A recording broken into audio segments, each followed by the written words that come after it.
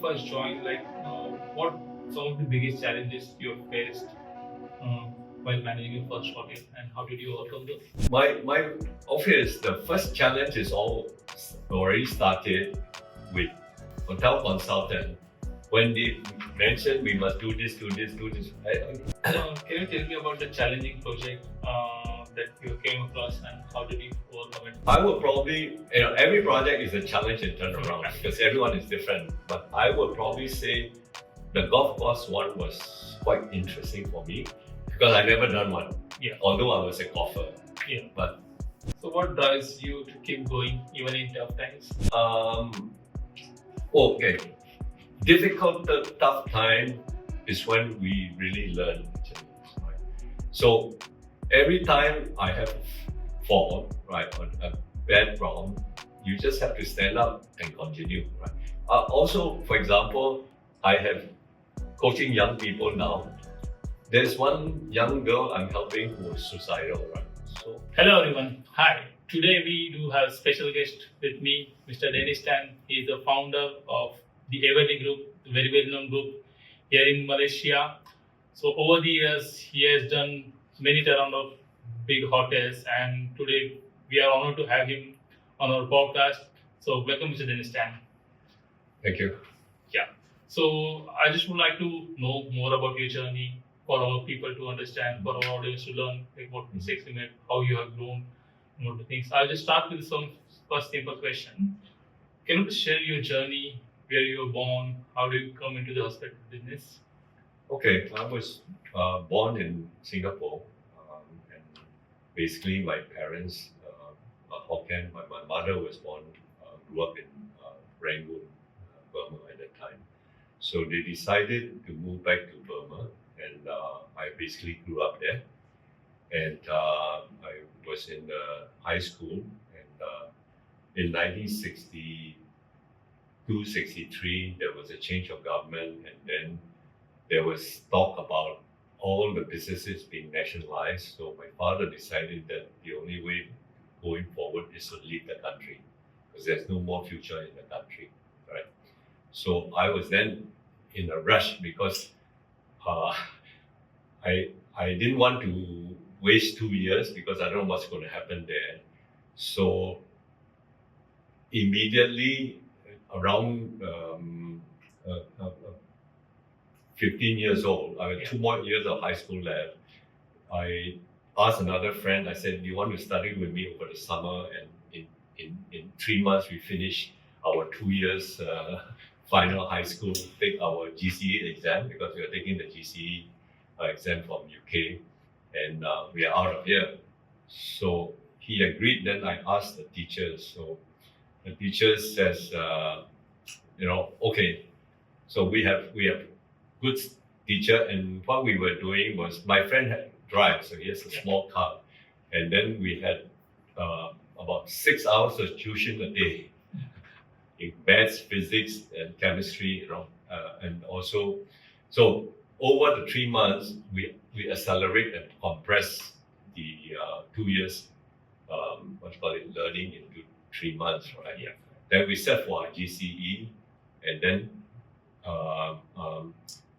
I left the country. I went to Singapore. But just a little bit before that,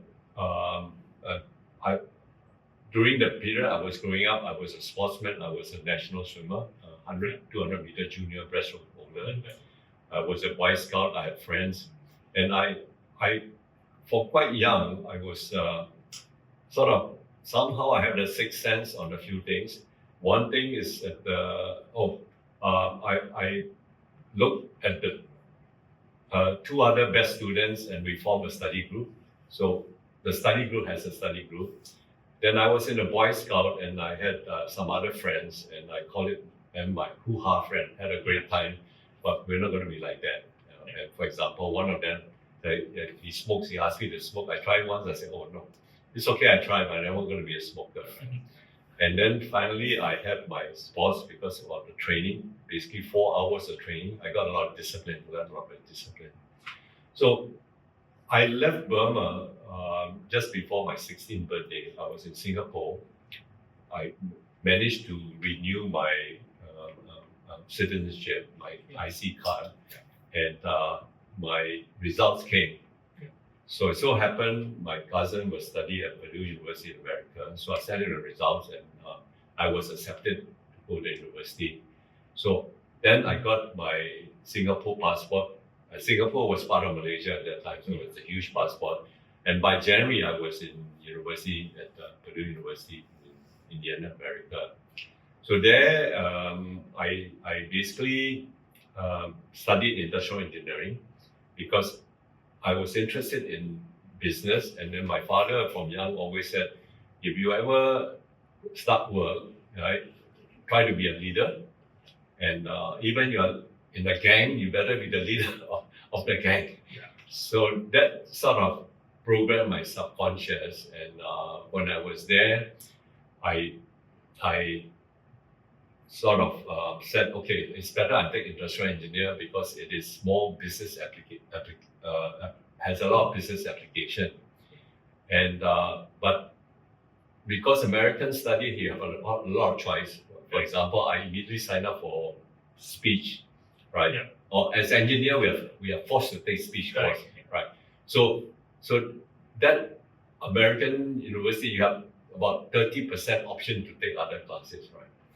So that went on. I did quite well, but I went through a period where I was also demotivated. It's actually my junior year. I was saying, can I pass my junior year without studying at all and without going to the classes? So almost in 2 or 3 courses, I didn't attend, and then I only read the book myself, and I only show up for the test. Yeah. At least I passed. I got a C.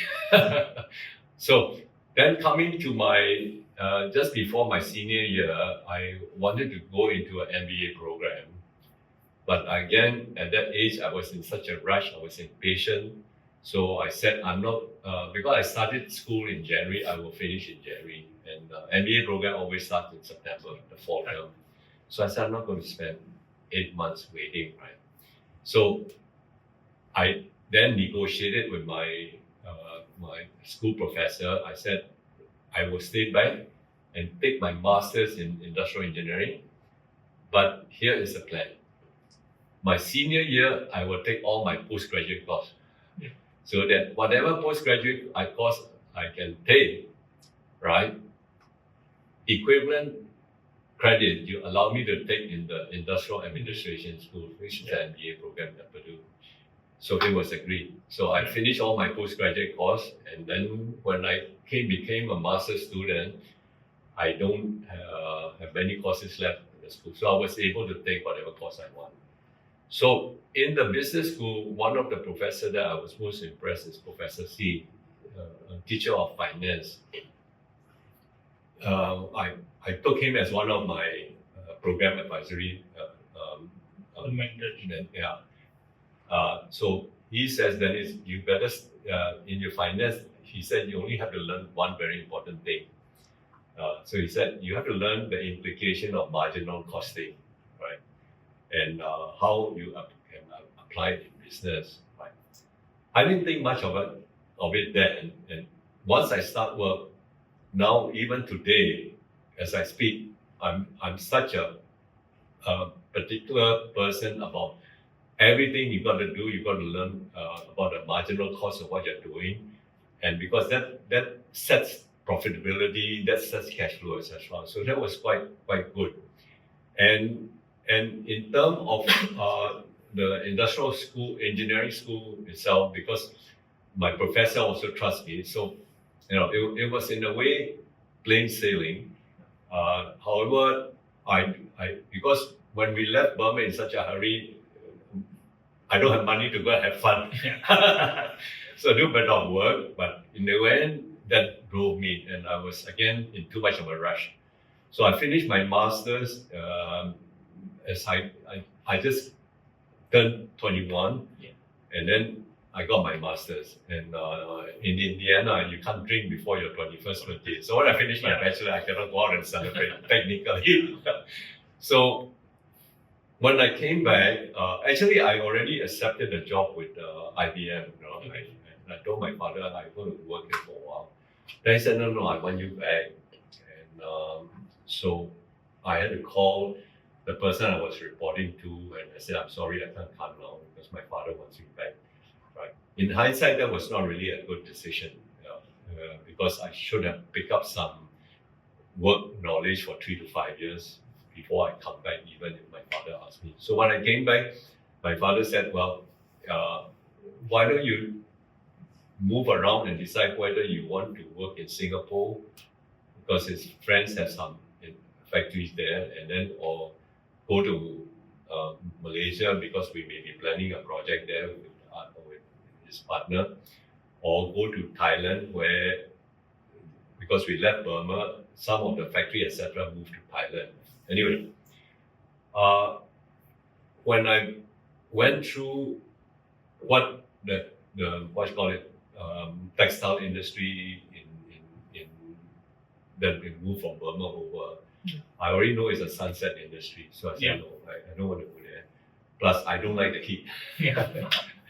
Then I look at Singapore. Although I'm a Singapore citizen, I feel more comfortable grow up in Rangoon, the more open, more trees, etc. So finally, I said I volunteered to come to Malaysia. Right. So in Malaysia, what happened was there's a joint venture between my grand uncle's company, China Engineer, and also this company in Europe, Sugesco, who owns Palmwell Estates here. So to start a factory, and so I came here, and immediately I was in charge of building the factory, right? And again, burning the candle from both ends. I was working 16 hours a day, and 7 days a week, no day off for the. Basically, I had to look after the people, the contractors, right? Because I want to finish fast, and a lot of things I had to make decisions, and actually without enough knowledge and nobody to guide me, I just decide. And for example, trained in time project management schedule, etc. I instinctively know where are the what you call critical parts. Okay. So for example, we are building oil tanks and then welding the main extractor.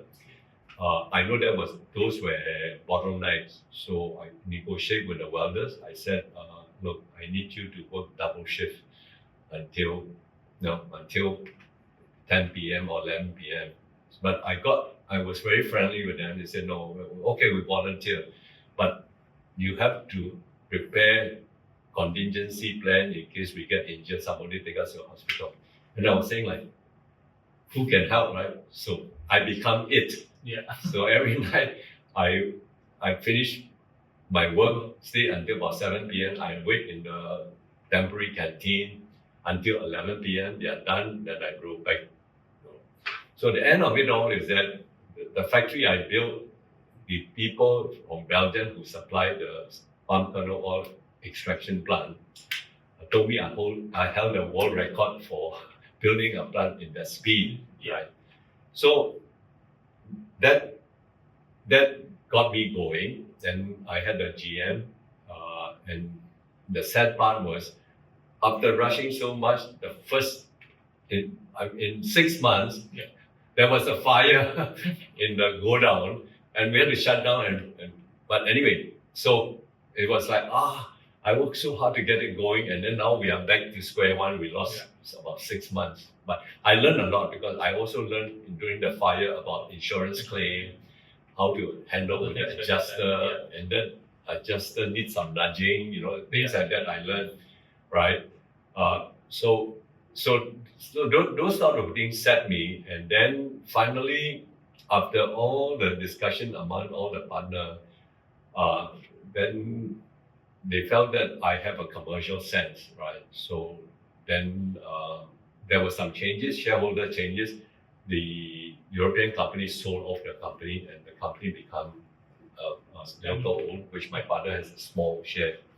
So, and because of my knowledge of all the things I've done, so I stepped in the role as a GM.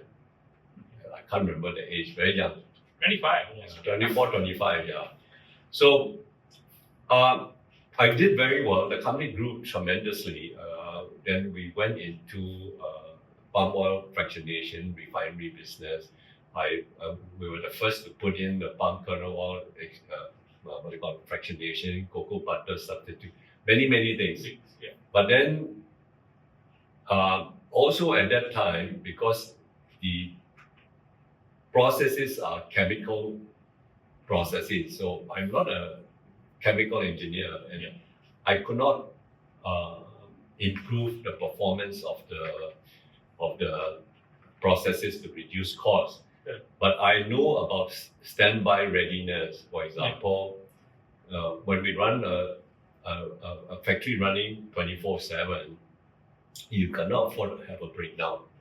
So immediately I started the preventive maintenance program, and I only shut down 7 days for the whole year, get everything repaired, and it runs for 51 weeks. And then I start to look at a few things. I found out in the plant we have some critical pumps, for example, that pump slurry. Yeah. And chances of something going wrong is high, and that's the reason why the supplier gave us a spare pump in the store. So I said, why is it, we already paid for it, why is it sitting in the store? So I said, no. The next shutdown, we installed the pump parallel to the existing pump. And so all the critical place, I put a second pump, and it's just a switch over. So the moment we find something wrong, we switch over and they continue running. And then the maintenance people are no more under pressure to fix it in the middle of the night. So that worked very well because then everything was running smoothly. Okay, then I start to look at people's performance and work, the way they work, right? Okay, one of the first incidents that I had to sack a very senior manager, which I didn't sleep for 7 days, was one day I came to work and there was a problem in the factory, right? It's a big problem. And I had hired a production manager, so the factories went directly under him for the day-to-day production. So before I left my office to go there and take the problem, I got a phone call from a salesperson. He said, Mr. Tan, I'm in this area, can I drop in to see you because I want to show you something I want to sell? I said, no, I have an emergency.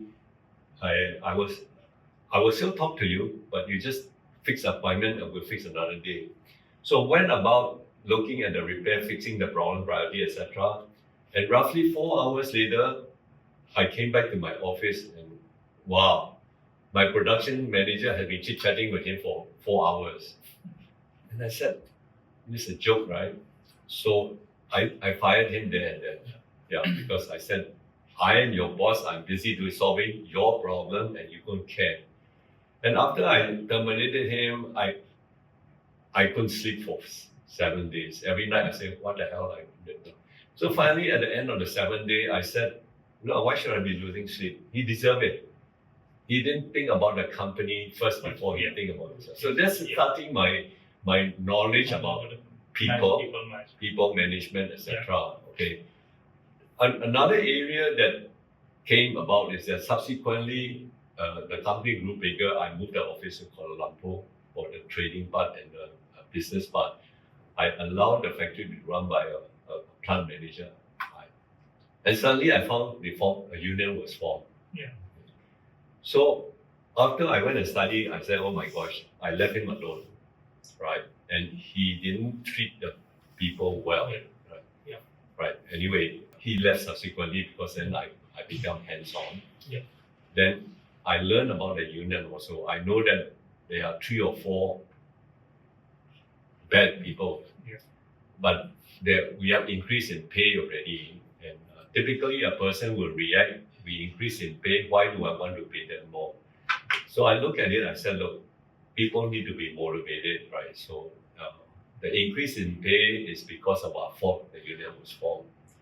So we had one new factory opening up, the palm kernel fractionation plant, and it's very labor intensive. So I studied it.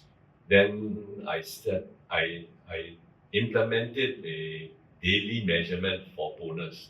Okay, I want to increase productivity and use less people, and overnight especially, we don't have to come and watch what they're doing.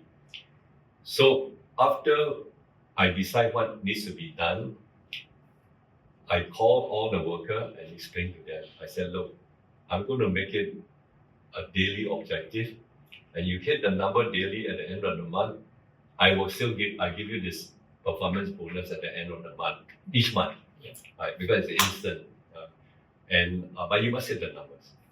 Secondly, to let you have a flavor that I'm fair, I'm going to set the target actually very low. In fact, it's lower than what you're already producing. Right? So I feel I have to put some sweet in their mouth. So they got it the first month, so I congratulated them. So I said, the target was too low. I'm going to raise it a bit. So I raised it. Second month, it happened again, they hit, I congratulated. The third month, I said, my friend, the honeymoon is over. I think we got to go for a tough target that really actually you can reach. So I raised the price, we negotiate, we raised the bar. Guess what? They missed it. Then I called the team in. I said, what's the problem? Then in the discussion, I found out that the problem was the head of the union who was creating a stumbling block. Yes. So I said, my friend, I make a deal with all of you. I didn't make a deal with the union, right? So I'm genuine. I pay you, and we agreed, right? So I'm not going to take action against this guy. You find a way to handle him. Guess what? 30 days later, the guy left. They have their way of handling. And they got their money, right? Yeah. So from there, I also start to play with incentive, what will incentivize people, etc. So the answer is very simple. The monthly targets is too tedious to do. It's actually very good for the rank and file. The money comes. In fact, you can do it daily, it's even better. Yeah. And I was reading about a textile factory in Bangkok that they pay their staff daily because apparently when they get payday, they don't come to work for 1 week, which also happened in Malaysia. But what then happened was that it's too tedious. Right? The other thing, during the time I found out about incentive, because I like to experiment with incentive, is that I pay bonus of senior manager. And, typically at that time, we pay 2 months at the end of the year. Then I quickly learned a pattern. I pay bonus 2 months, they resign the next day. It's still happening today. And I had another person in charge of commercial, right? His bonus from profit sharing came to 5 years' salary, right? He should be very happy, right? Yeah. No. The next year, he expect more.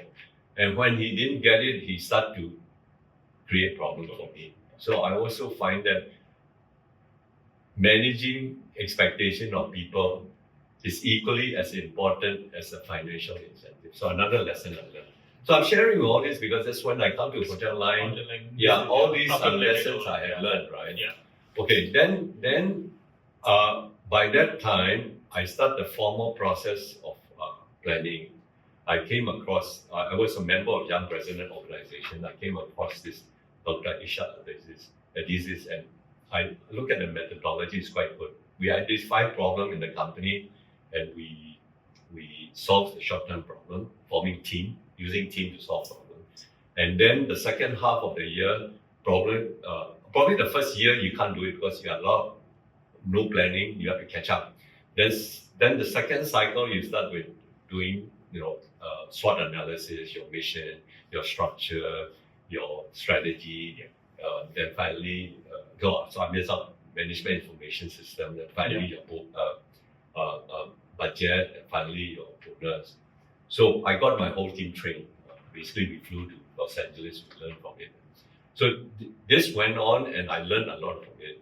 And out of the total 12 steps, I'm qualified in 11. And in fact, I'm representing in Malaysia, the company we started. And So this went on. However, at the back of my mind, I never felt comfortable with what I'm doing for two reasons. The processes are chemical processes. It's not the forte of it. That's right. Yeah. The problem number one. The problem number two is that the trading element is very, what do you call it, intensive, and also sitting. Now, if I do it again, I know what to do. But at that time, based on sitting in Malaysia, it's very strenuous because we are trading time in Europe and America. Correct. Yeah. So we end up, finish work, go home. Yeah. Then 10 p.m. we open to trade Europe, and then we start trading America at 2 a.m. So we basically work overnight. Yeah. And it was telex. There's nothing faster than telex. Yeah. So again, I also find that is not quite my forte. So at that time, it so happened that my sister came back. She has a PhD in aeronautical engineering. In fact, she was working here for some time with her husband, and I 2 years. And I said, why don't you take over? I want to leave. Because partly I know my heart tell me that I should not be in that business.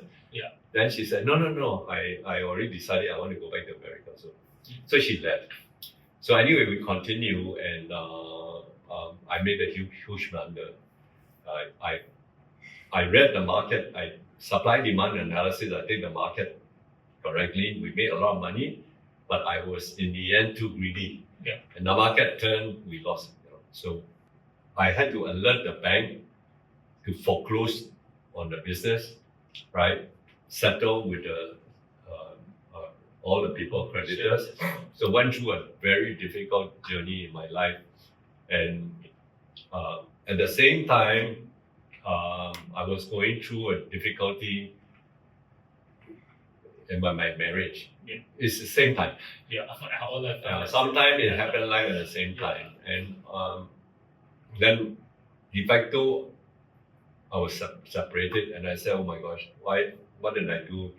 Right? So I learned about not growing up in such a hurry, didn't have fun in life, don't know what the relationship is all about, and don't know what is value and belief, because my parents basically the way we were brought up was nurturing but only supportive. They didn't say you must do A or B. We were allowed to make mistakes, which is good. Yeah. But sometimes I was wondering if they would have been more structured, would I be more successful? But it's a theoretical question because your parents know what they know, and they're not going to know more, right? Yes. So you just have to take it stride. And then finally, when I finished, I said, now I know why. Values and beliefs are different, right? So simultaneously, I was a business failure. And what I learned from that is that I was hiring extremely smart people. I only focused on smartness, right? I didn't focus on whether they are mature and whether the teamwork is good. Right? So some of the problem was also created by them, but because I also left them alone. Right? So that also took 6 months for me to think through. And again, I also come to the same knowledge that values and belief are the foundation stone of a personal relationship. So it's the same in the company, right? Yeah. So then I had to reinvent myself, reinvent myself. And then during the period, some people came to help me, and they wanted to invest in property business. In 1986, there was a huge recession in Malaysia. That recession was very severe because the country borrowed US dollar. And when you borrow US dollar and you are in default, then you have to meet very stringent requirements. So the recession was very severe. The bulk of senior people lost their job, and they couldn't find a job for 2-3 years. So same time, all the property, etc., become default. So these investors, they are basically acting as a voucher fund. They go to a distressed market, look for offices to buy. So they said, Dennis, why don't you go and evaluate for us what property are for sale? So I call up every year, I analyze about 20 offices Okay. for sale. Then I look at the rental, and based on the 20, the average yield was 1.5 to 2.5%. So I reported back, I said you can get 1.5 to 2.5%, but you got to let me know how much you're going to borrow. Right? If you pay 8% interest, a 1.5 yield means you can only borrow less than 20% of the value. And property is a leverage play. Yeah. Play. 2.5 means you can borrow 35%. So you're going to be out of pocket for interest and then not only that, you have to pay the principal. Yeah. So then we look at it and say, yeah, Dennis, you're right. Yeah. Although really, I don't know anything about property investment. then they say, why don't you go and look for hotels to buy? I say, okay, I will do that also. I look at two property, the value was, one is 120 million. The other one is 55 million. Then they say, oh, we don't want to take a risk with so much money. We go for the 55 million. Then I already warned them, this is not an easy seller. I know the people in Kuala Lumpur. He said, no, we still want to go ahead. So I negotiated the transaction, and I also immediately my father having shipping business background, I know tax haven and things like that. So immediately I said, look, you can do a SPV here, and we do a SPV in Liberia. Right? So the SPV in Malaysia is owned 100% by SPV Liberia, and should there be any sale, you'll be tax free. So day one I planned that, and they agreed because they also experienced in shipping business. So I was put on the board of director because I don't know the business. And they appointed a 5-star hotel consultant, 25-year veteran, very experienced as a consultant. So sitting there, that starts my journey as a hotelier. Right? Yeah. So, but to cut it short just a little bit, the answer was that as a board member, I didn't agree with a lot of strategies that he was advising us, but I just give my second opinion to the investor so that they can understand. I only focus on the GM. I just said, because I was already involved in setting KPI, setting performance, etc. I was familiar. So I said, I will give you, because of 6-month probation, I give you your KPIs. So I wrote it down and give it to him in front of the consultant. So we all shake hands. Yeah. So at the end of the 5th month, I said, okay, I'm going to go and measure his performance. And when I measured, I said, 8% achievement. I was like, this is going crazy, right? Then I called the consultant by that time. I said, you better fly in tomorrow, right? Then when he came that morning, I said, look, remember our KPI? I think it's about time we review. So you go and measure his performance. But I didn't tell him I measured already. Yeah. So he ding, ding, ding. And then by 12 noon, he saw me. I said, so what's the number? He said, 16%. I said, okay. No, I didn't even mention my number. Yeah. I said his number. So anyway, we give 3 more months. I changed the KPI to task list. He doubled his performance, but he still need to go, right? So by that time, the board member know I've been recommending a lot of other things. Then they say, yeah, this guy got to go. And even the consultant also, it's so obvious the guy got to go. Then nobody is around. And so I become accidentally the hotelier. That's my journey in this life. Oh, wow. So what inspired you to focus on the turnaround of hotels? Okay. So it's like this. When I was running my first hotel, the Park Avenue Hotel, I met many people. Again, I meet people, I talk chit-chat with them. Right? So there's a person who come from Sarawak, Kuching. His company owns a small hotel. So he says, oh, I have a hotel, it's losing money. What can I do about it? But I don't have any job yet because I was thinking I get my money, build a new hotel, what should be 3-5 years. So I said, okay, I'll go and make a study. Right? And that's what I posted about turning around a small Raja Court in Cochin. Yeah.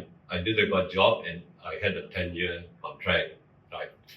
Then, as I then opened the first hotel, then I said, for what I enjoy doing, this one thing is firstly not going to keep me busy. Yeah. And second thing, it's not going to challenge my mind because I enjoy thinking challenges. Right. Yeah. So I said, okay, I go into hotel manager. So I start pitching for jobs. Right. So I start to get jobs.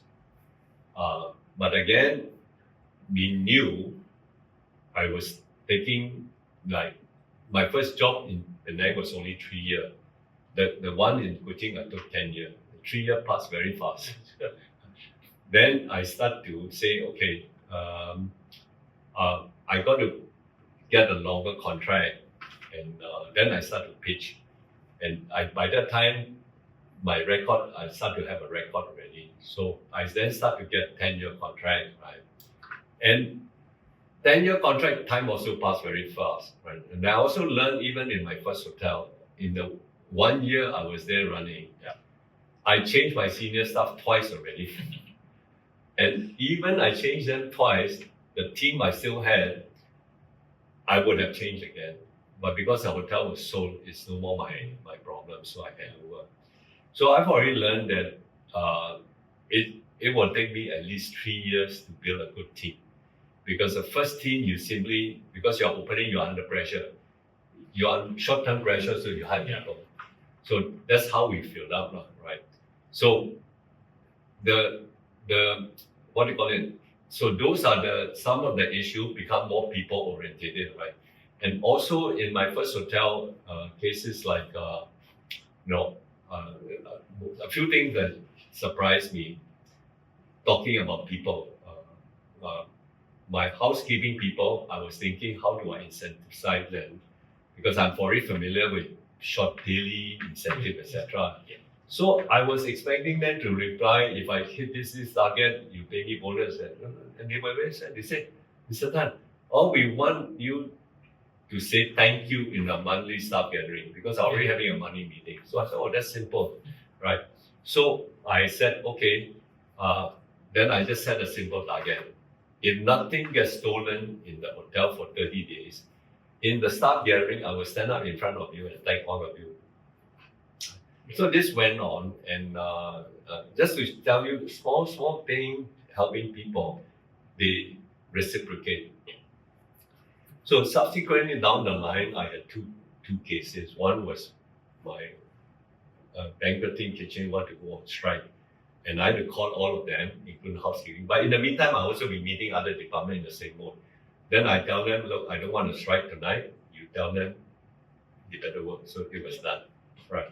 The other part was this, that I learned that the housekeeping team was so, so proud of nothing gets stolen. Yeah. They were already implanting money in the room when a new staff come to work. And the moment the staff find the money and didn't report back, they just said that it goes. So all these things add up. So I said the only way I can do is keep doing turnarounds. Yeah. But also at that time, because I was so helpful and I was very number savvy, and because I've done projection, etc., I had two friends who are valuers. So they start to ask me about hotel for sale, etc. So I said, okay, you're my friend, I just advise you for free. But I also learned a lot because they have data that I won't have. Yeah. Right. So again, just by helping friend, my knowledge about numbers for hotel improved tremendously. Right? And I also learned one thing, that all the transactions are based on replacement value, not business as an ongoing concern. So that's my first clue of how people make decisions in hotel investment. And so I focus on that. Yeah. Okay. So when you first joined, what some of the biggest challenges you have faced while managing your first hotel, and how did you overcome those? Okay, my office, the first challenge is already started with the hotel consultant, when they mentioned we must do this, it just doesn't make sense. Yeah. It really doesn't make sense. But I don't have the final say, so I just have to report the report and try it. And then when we fail, then I said, look, my instinct, this one is correct. It's very hard. Yes, correct. You just have to go through the hard way. Yeah. But to me, it was so nice. I can fail without my own money. So I learned, but I'm a fast learner. So I learned very fast. Then I also learned about my people, right? So one day, just to tell you, I said the whole team, I'm going to take you all to Genting Highland, a 2-day retreat, because we're going to do problem analysis and team building. Everybody was just, because no mobile phone at the time. Yeah. So everybody was like freak out. We were not there, a big problem will occur. I said, no, trust the rank and file. We're just going to leave the rank and file. And I said, we already implemented the empowerment. Yeah. Right? And you have a problem, they can call the phone in the room, and by the time we finish for the day, you attend to it. Anyway, we went for 2 days, nothing happened. Yeah. So when we came back, I said, there you are, you can trust these people. So building trust becomes super important in many leading people, which I also have learned before. Same thing, building trust with customer also very important, right? So for example, because the strategy in the first hotel was to build up the businessmen to come. So we took care very well of the Sabah Sarawak guests who come and became good friends. Yeah. And they reciprocate by introducing more people. So that is what go on. A relationship has to be two ways. Yeah. I help people, people help you. Yeah. But sometimes you help people and they don't appreciate. That's a time where I said, send the guest to the next hotel. Let them have this lousy guest. Yeah. Can you tell me one interesting story that just while managing the hotel that come over you, like last time we were chatting, like you told me that somebody has stolen something and it just throw more on top. Oh yeah, I put it this way. These are again, for me, is fundamentally treating people well. I have a fundamental belief that if we treat people well, people will reciprocate. And I don't agree with I'm the boss, you're my slave sort of leadership style. It doesn't work. I also tried it earlier, right? I failed also because of that. So it's all about ability to train people, to let them have enough leeway, to let them know that I trust you, to let them know that you have this leeway to make decisions. And even if you fail, as long as you learn from it, it's a learning lesson, it's not a failure. Right? So that type of support is necessary. Right? Yeah. But of course, now coming forward, I also sharing in my post how we now help resolve the personal problem, the family problem, the health problem. And that is the long-term glue. So when you are driving the bus and the people come in, work and then leave the bus, now they stay longer. That's all you can ask for. And what I enjoy is this. We are very strict. Yes, we are very strict. But we are strict in a philosophical way. We are not strict in terms of you must come this way or that way. Right? But of course, our bonus system has a strictness in the sense that if you are late once, you have disqualified from the bonus. So you are late, it's okay. I'm not going to take this action, but you don't get your bonus because you decide not to get it. So we are setting systems that make them self-managed, which is more important. And when that happens, a lot of problems disappear. Right. You just no more problem. Can you tell me about the challenging project that you came across and how did you overcome it? Okay. I would probably, every project is a challenge and turnaround because everyone is different. But I would probably say the golf course one was quite interesting for me because I never done one. Yeah. Although I was a golfer. Yeah. But when I evaluate, I said, it's possible.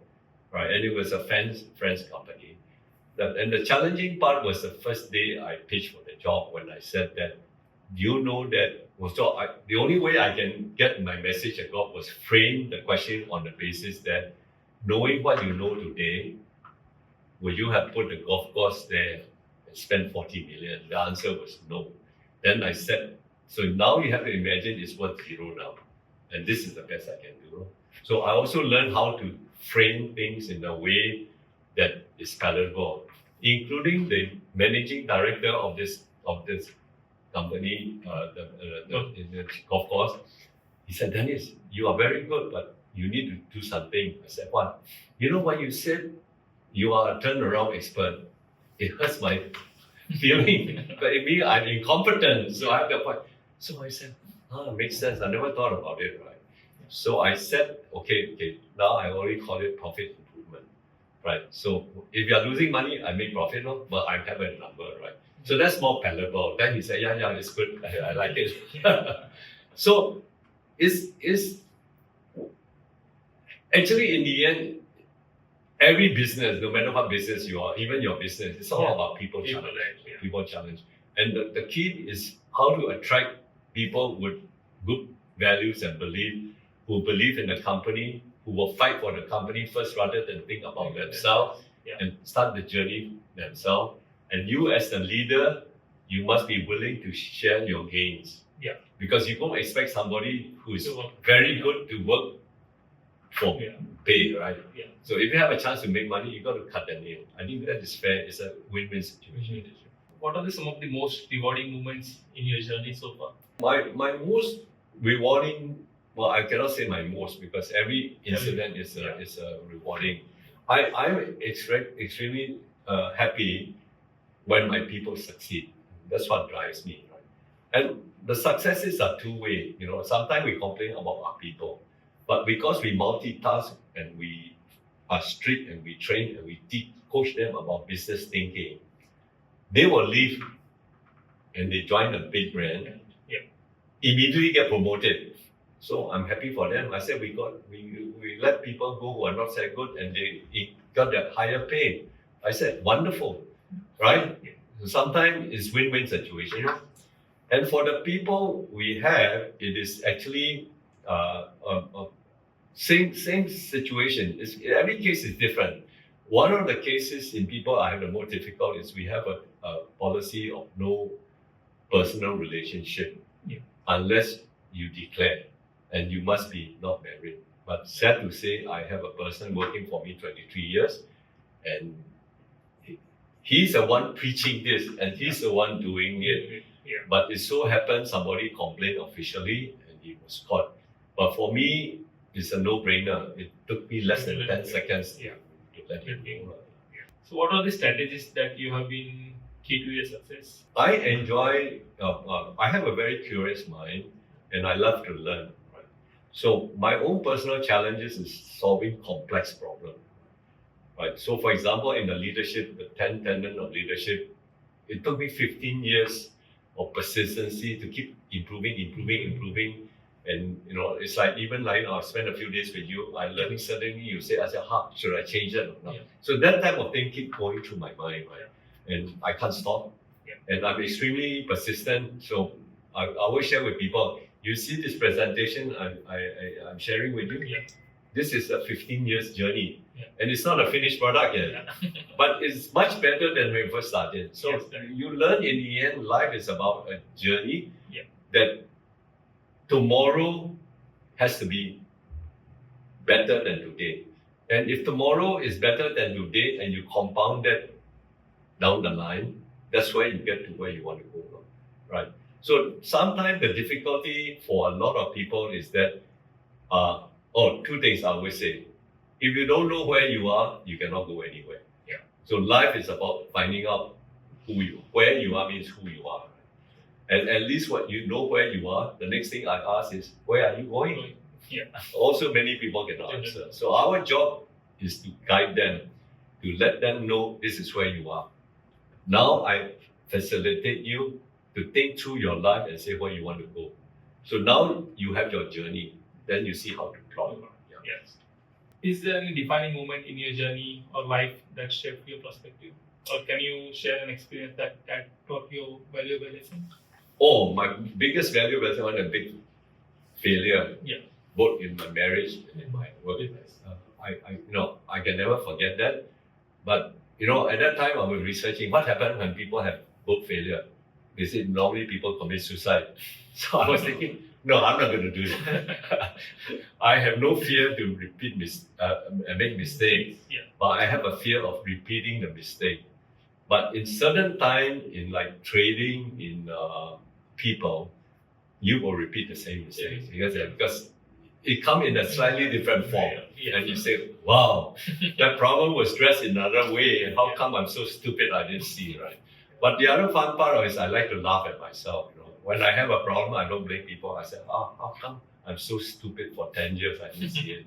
Because in the end, you are responsible. So don't blame other people.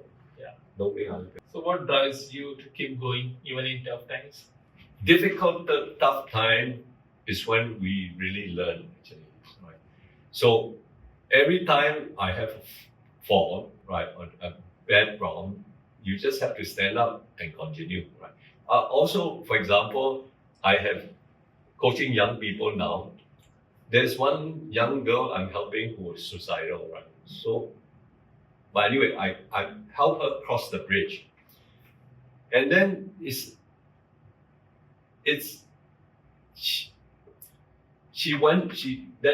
I give her a job in the hotel just to keep an eye on her. And my other staff also kind to look after so she don't get into the thinking pattern.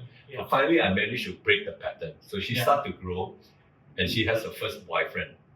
Okay. So the boyfriend broke up. Guess what she tried to do? She tried to commit suicide. But by that time, it's 2 years down the line that I'm helping her. So I call her, I say, hey, young lady, sit down.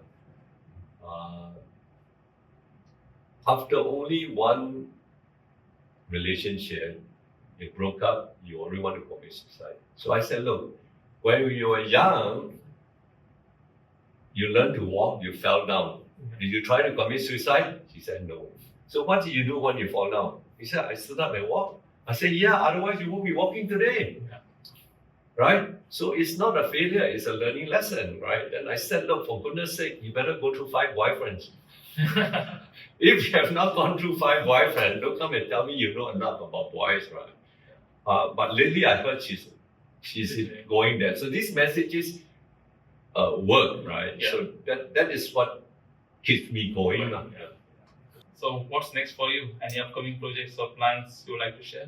Okay, what's next for me is this. Right now, and part of the reason you are here is I want to share my knowledge with as many people in the world as possible.